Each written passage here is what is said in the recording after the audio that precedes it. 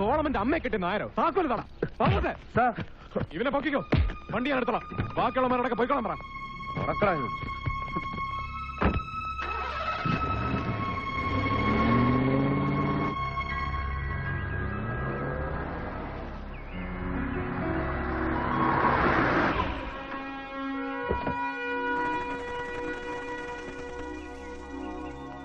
പാപ്പച്ചി കുഴപ്പാന്നോടാ. ആണെന്നാ തോന്നുന്നേ. ആളെന്തി അകത്തുണ്ട്.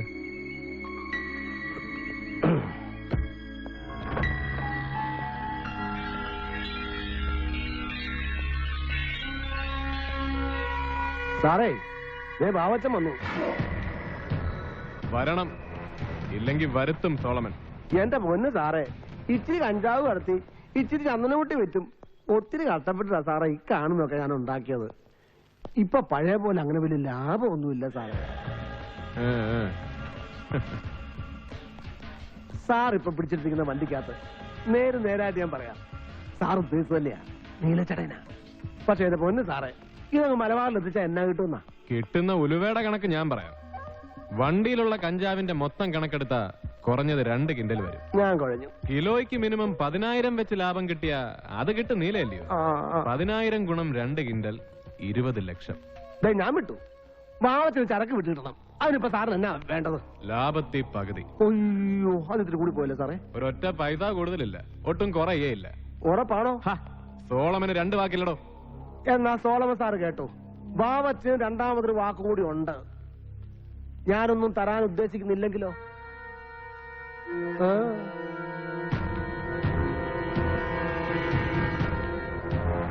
എങ്കിലാ ചരക്കങ്ങ് സോളമൻ എടുക്കും. എന്നിട്ട് അത് വിറ്റേച്ച് പകുതി ലാഭം തനിക്ക് ഇങ്ങോട്ട് എത്തിച്ചേ. സാറേ, ഇത് വാവച്ചന്റെ തട്ട. ഇവിടെ കയറി വന്നിട്ട് ഒരുത്തനും ഗുണവധികാരത്ത് നിന്നിട്ടില്ല, നിന്നോട്ട് വിടുകയില്ല. അതുകൊണ്ട് സാറേ വണ്ടിയുടെ താക്കോല് വെച്ചിട്ട് പോ. ഇല്ലെങ്കിൽ നീ എന്നെ അങ്ങ് അണ്ണാക്കി കേട്ടോടാ റാസ്കൽ. കേട്ടോടാ കള്ള കഴുകയുടെ പോലെ.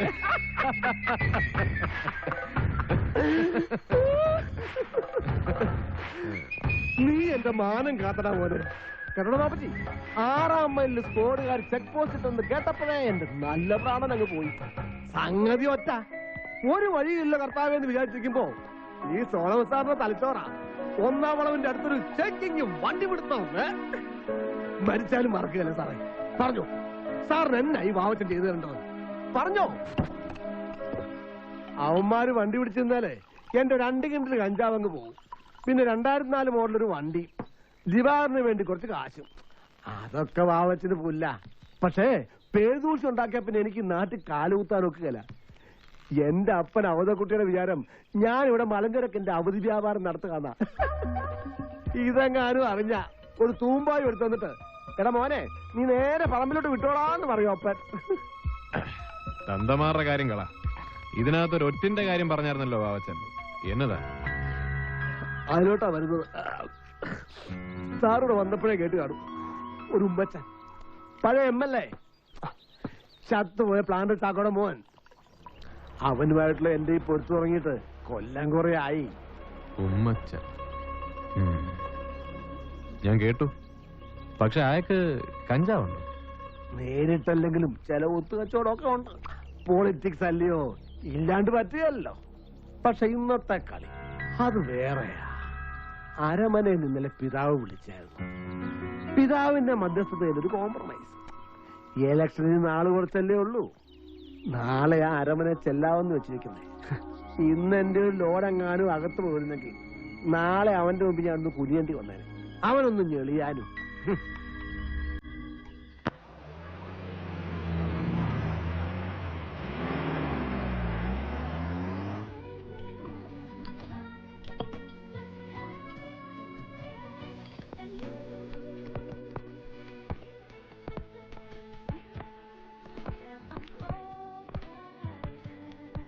Welcome sir. ഏമാനെ കാണാതായപ്പോ ഞങ്ങൾ അങ്ങ് തുടങ്ങി. മാസാവസാനം അല്ലയോ? സർക്കാരിന്റെ ഖജനാവ് പറ്റാതിരിക്കണമെങ്കിൽ അതിന് ഞങ്ങൾ പോലീസുകാരെ വിചാരിക്കണം.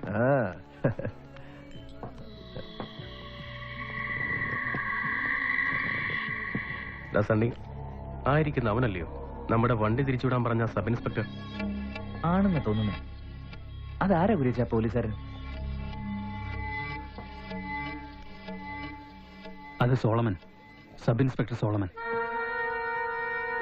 സബ് ഇൻസ്പെക്ടർ സോളമൻ എന്ന് പറഞ്ഞാൽ സബ് ഇൻസ്പെക്ടർ സോളമൻ തന്നെയല്ലോ, കിങ് സോളമൻ ഒന്നും അല്ലല്ലോ. Hello sub inspector. ആ എന്തോന്നാടാ പേര് പറഞ്ഞേ? ഓ സോളമൻ. ഞാനൊന്ന് പരിചയപ്പെടാൻ വന്നതാ. I am Dennis. അങ്ങനെ ആന്ന് പറഞ്ഞ് കൊച്ചാക്കല്ലേ. ഞാൻ ഡെന്നിസ്, പ്ലാന്റർ ചാക്കോച്ചന്റെ ഇളയ മോൻ, ex-MLA ഉമ്മച്ചന്റെ ബ്രദർ. അതിന്റെ ഒരു റെസ്പെക്ട് എനിക്ക് തരണം സബ് ഇൻസ്പെക്ടർ സോളമൻ. അനിയൻ പോയിട്ട് പിന്നെ വാ, ഞാനൊരല്പം തിരക്കിലാണ്. പിന്നീട് വരാൻ ഒക്കത്തില്ല, തന്നേക്കാളും തിരക്കില്ല ഞാൻ. ബാംഗ്ലൂരിൽ നിന്ന് ഞാൻ കൂടെ കൊണ്ടുവന്ന ഈ പിള്ളേരുടെ മുമ്പില് ഞാൻ തീരെ അങ്ങ് കൊച്ചായി പോയല്ലോ സോളമ.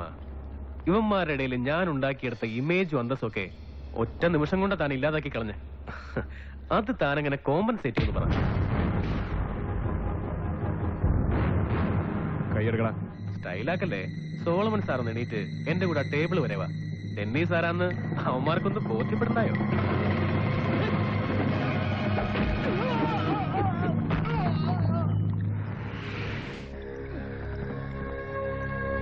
പ്ലാന്റർ ചാക്കോച്ചന്റെ മോനും ഉമ്മച്ചന്റെ അനിയനും ഒക്കെ നിന്റെ കുടുംബത്തിൽ മതി. വെളിയിൽ ഇറക്കിയാലുണ്ടല്ലോ ചവിട്ടി പരിപ്പ് ഞാൻ എടുക്കും. റാസ്കൽ.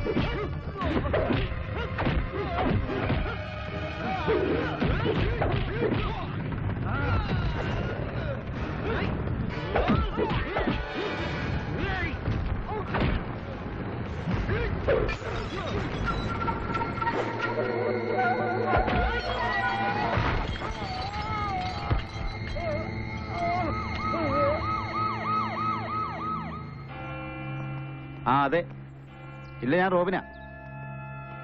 ഉമ്മച്ചനകത്ത് ബിഷപ്പുമായിട്ട് എന്ത് സംസാരത്തിലാ. ആ കുറെ നേരമായി, ഇപ്പൊ ഇറങ്ങാറേ കാണും.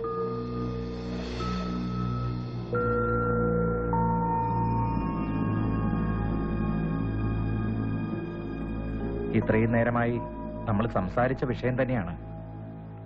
ഈ സഭയുടെയും സമൂഹത്തിന്റെയും നന്മയെ കരുതിയെങ്കിലും പരസ്പരമുള്ള ഈ മത്സരം ഒന്ന് അവസാനിപ്പിച്ചുകൂടെ? എന്താ ഉമ്മച്ച? പിതാവിന് അറിയാത്തല്ല, ഒരു പൊതുപ്രവർത്തകൻ എന്ന നിലയിലും CC പ്ലാന്റേഷന്റെ MD എന്ന നിലയിലും ഒരുപാട് തിരക്കുള്ള ആളാണ് ഞാൻ. അതൊക്കെ മാറ്റിവെച്ച് ഞാനിവിടെ വന്നത് പിതാവിന്റെ വാക്കിന്മേലുള്ള എന്റെ വിശ്വാസം കൊണ്ട് മാത്രമാണ്.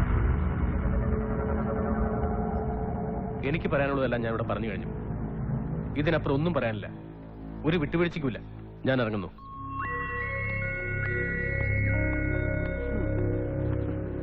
എന്തായി? അവനോട് പോകാൻ പറ. അവന്റെ കളിയൊക്കെ അങ്ങ് മലബാറില്.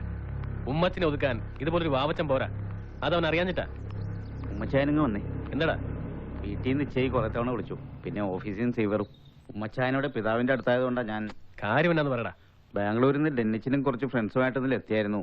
പക്ഷേ രാത്രി ക്ലബിൽ വെച്ചെന്തോ കശപിച്ച. ആ പുതിയ SI ഇല്ലേ, അയാളുമായിട്ട് ഇപ്പൊ ലോക്കപ്പിലാ 4 പേരും. ഇതേവരെ വിട്ടിട്ടില്ല.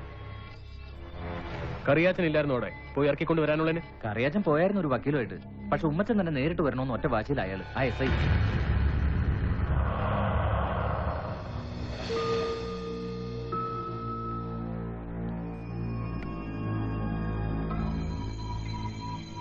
ഉമ്മച്ചൻ സാറേ, ഉപദേശിക്കുകയാണെന്ന് തോന്നരുത്. ക്ലബ്ബിൽ പോകുന്നതോ മദ്യപിക്കുന്നതോ ഒന്നും ഒരു തെറ്റല്ല. ക്ലബും മദ്യമൊക്കെ പിന്നെ എന്നാത്തിനാ? പിന്നെ ഒരു പോലീസുകാരന്റെ ദേഹത്ത് കൈവയ്ക്കാന്ന് പറഞ്ഞ അതും ഒരു തെറ്റല്ല. പ്രത്യേകിച്ച് പ്ലാന്റർ ചാക്കോച്ചന്റെ മോൻ ഉമ്മച്ചന്റെ അനിയൻ. പക്ഷെ ഈ സോളമന്റെ ദേഹത്ത് തൊട്ട ഏത് കോപ്പന്റെ മോനായാലും കൊള്ളാം, അനിയനായാലും കൊള്ളാം, പരുപ്പ് ഞാൻ എടുക്കും. അതിന്റെ പേരിൽ ഉമ്മച്ചനൊന്നും തോന്നരുത് കേട്ടോ. പൗലോസേ, ആ പിള്ളേരെ ഇറക്കി വിട്ടേര്.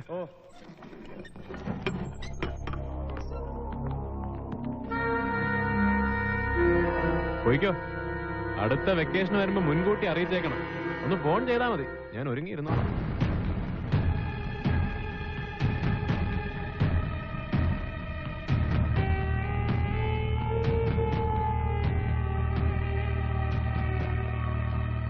നീ വണ്ടിയിലോട്ട് കയറി, ഞാനെത്തി.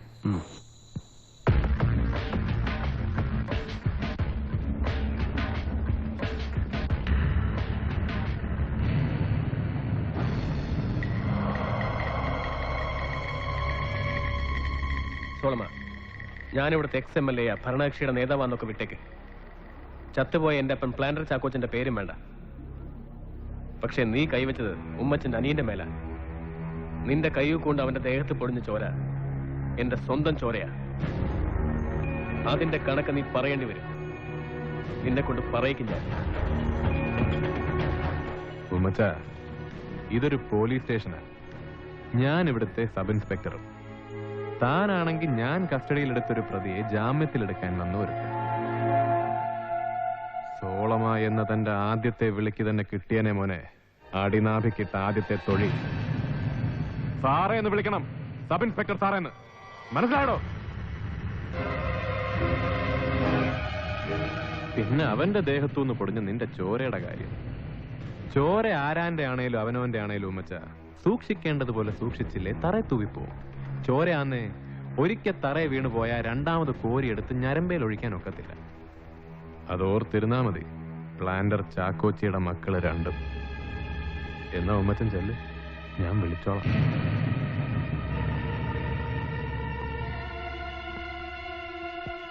പൗലോച്ച, ആരേലും വിട്ടൊരു ചായ തരാൻ പറ.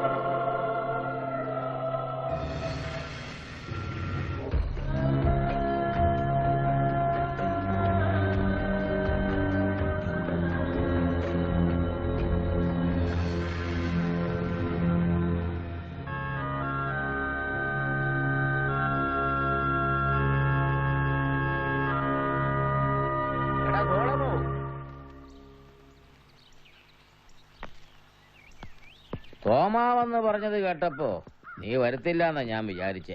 വരണ്ടെന്ന് തന്നെ ഞാനും വിചാരിച്ചത്. പിന്നെ ആ വിചാരം അങ്ങ് മാറാൻ എന്നതാടാ കാര്യം? ഒരൊറ്റ തവണ കൂടി ആവാന്ന് വിചാരിച്ചു. അതും കളരിമുറ്റത്തേക്കില്ല, ഇവിടെ പള്ളി വരെ ഉള്ളൂ. ഈ ഒറ്റ തവണ കൂടി മതിയാവൂ. അടുത്ത തവണ വരികയാണെങ്കിൽ തന്നെ എന്നെ ശാസിക്കാനോ ഗുണദോഷിക്കാനോ ഞാനുണ്ടായെന്ന് വരത്തില്ല. തോമാച്ചനെ ഞാൻ പറഞ്ഞയച്ചത് ഞാനും കൂടെ ട്രസ്റ്റിയായിട്ട് നടത്തുന്ന ഒരു ചാരിറ്റി ഫണ്ടിന്റെ കാര്യം ഞാൻ മുമ്പൊരിക്കൽ നിന്നോട് സൂചിപ്പിച്ചിട്ടുണ്ടായിരുന്നു. ഇപ്പോഴത്തെ സ്ഥിതി എന്താന്ന് വെച്ചാൽ ഫണ്ടിലേക്കുള്ള വരവ് തീരെ കുറവാണ്. കേരളത്തിന്റെ വടക്ക് ഭാഗത്ത് ഹാർട്ട് ഡിസീസായിട്ട് കഴിയുന്ന ആമിന എന്നൊരു കൊച്ചിന്റെ ട്രീറ്റ്മെന്റിന് നമ്മൾ കുറച്ചു തുക സ്പോൺസർ ചെയ്തിട്ടുണ്ടായിരുന്നു. ഒരു പാവപ്പെട്ട വീട്ടിലെ കൊച്ച. വലിയൊരു തുക ചെലവുള്ള കാര്യമാണ്. ഈ ആമിന കൊച്ചിന്റെ കാര്യം നീ ഏറ്റെടുക്കണം. അതിനിപ്പോ എന്റെ കയ്യിൽ എവിടെ നിന്നാച്ചോ വലിയ നിക്ഷേപം ഇരിക്കുന്നത്. ഇപ്പൊ എന്നെ കൊണ്ട് ഒന്നും നോക്കുകയല്ല. പിന്നെ എപ്പോഴേലും ആവട്ടെ, ഞാൻ നോക്കാം. എടാ മോനെ, ഇതെനിക്ക് സിമിത്രിയിലിട്ട് പോകുമ്പം കിഴി കെട്ടി കൂടെ കൊണ്ടുപോകാനല്ല. കണ്ടവനെയൊക്കെ പറ്റിച്ചും പിടിച്ചു പറിച്ച് നീ ഉണ്ടാക്കുന്ന കാശിൽ നിർത്തുക. ഏതെങ്കിലും നല്ല കാര്യത്തിന് ഉപകാരപ്പെടുമെങ്കിൽ അതിന്റെ ഒരു പുണ്യം നിനക്ക് കിട്ടിക്കോട്ടെ എന്ന് വിചാരിച്ചിട്ടാ. ഇനി അതേ കയറി തൂങ്ങണ്ട. എന്നെ കൊണ്ട് പറ്റുന്ന എന്നാന്ന് വെച്ചാൽ ഞാൻ എത്തിച്ചേക്കാം. അതിന് കിഴിക്കെട്ടി സിമിത്തേരിയിലോട്ട് എടുക്കുവോ കുഴിച്ചിട്ട് മുളപ്പിക്കോ എന്നതാന്ന് വെച്ചാ ചെയ്. പക്ഷെ ഇത് പറയാൻ വേണ്ടി മാത്രം എന്നെ ഇത്രയും ദൂരം വണ്ടി ഓടിപ്പിച്ച് ഇതുവരെ കൊണ്ടുവരേണ്ട കാര്യമൊന്നുമില്ലായിരുന്നു. നിന്നെ ഇങ്ങോട്ട് വരുത്തിയത് ഇത് പറയാൻ വേണ്ടി മാത്രമല്ല. 2 ദിവസം മുമ്പ് ആ പെങ്കൊച്ചുങ്ങൾ ഇവിടെ വന്നായിരുന്നു. അതുങ്ങളുടെ കണ്ണീര് കണ്ട് സഹിക്കാഞ്ഞിട്ടാ. സോളമാ, 2 വയറ്റിൽ പിറന്നതാണെങ്കിലും അതുങ്ങൾ നിന്റെ പെങ്ങന്മാരല്ലാണ്ട് വരികയില്ലല്ലോ. 2 ആഴ്ചയായിട്ട് കട്ടിലേന്ന് എഴുന്നേറ്റിട്ടില്ല നിന്റെ അമ്മ. ഇനി എഴുന്നേക്കുമെന്നും തോന്നുന്നില്ല. ആയ കാലത്ത് ഒരുപാട് പാപങ്ങൾ ചെയ്ത് കൂട്ടിയിട്ടുണ്ട്. അത് നിന്നെപ്പോലെ തന്നെ എനിക്കും അറിയാം. പക്ഷേ ഒരു പാപം മറ്റൊരു പാപത്തിനുള്ള പരിഹാരമാകുന്നില്ലല്ലോ കുഞ്ഞെ. അച്ഛൻ കാര്യം പറ. ഞാനിപ്പോ എന്നാ വേണമെന്ന്? കളരിമുറ്റത്തെ വീട്ടിൽ ചെന്ന മനുഷ്യനെ ഒന്ന് കാണണം. ശരി, കാണാം. പക്ഷെ അങ്ങേര് ചത്തുപോയെന്ന് പറയാൻ പോലും ഇനിയൊരു തവണ അച്ഛൻ ആളെ വിടരുത്. അതിന് പകരമാണ് ഈ കാണലെന്ന് ഞാനങ്ങ് വിചാരിച്ചോളാം. എന്തുകൊണ്ടെന്ന് അച്ഛൻ തന്നെ പറഞ്ഞു.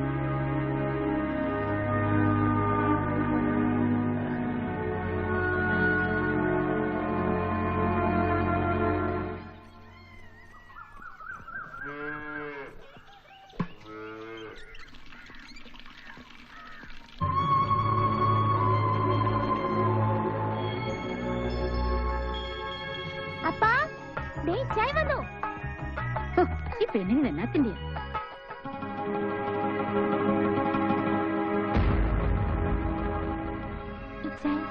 ഇച്ചായ വന്നു. സോളമൻ ഇച്ചായ.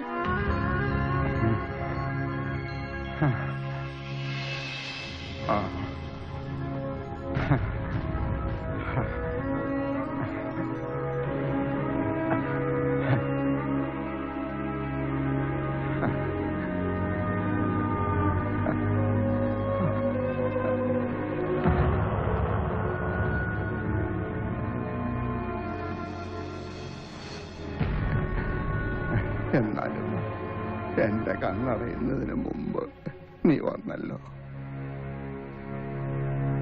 എന്റെ മോൻ ക്ഷമിക്കണം.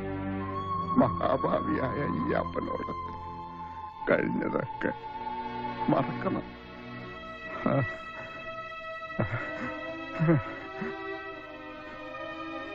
ഇവർക്ക് ഇനി നീയേ ഉള്ളൂ.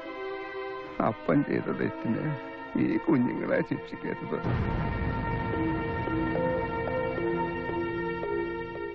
നിന്റെ പെങ്ങന്മാരായവരെ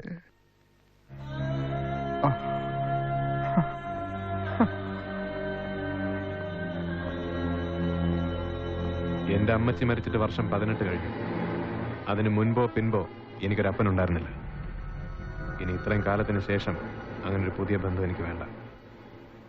ജീവിതത്തിൽ ഇന്നേ വരെ സോളമൻ ഒറ്റയ്ക്കായിരുന്നു. ഇനി അങ്ങനെ തന്നെ ജീവിക്കാനാണ് എനിക്കിഷ്ടം.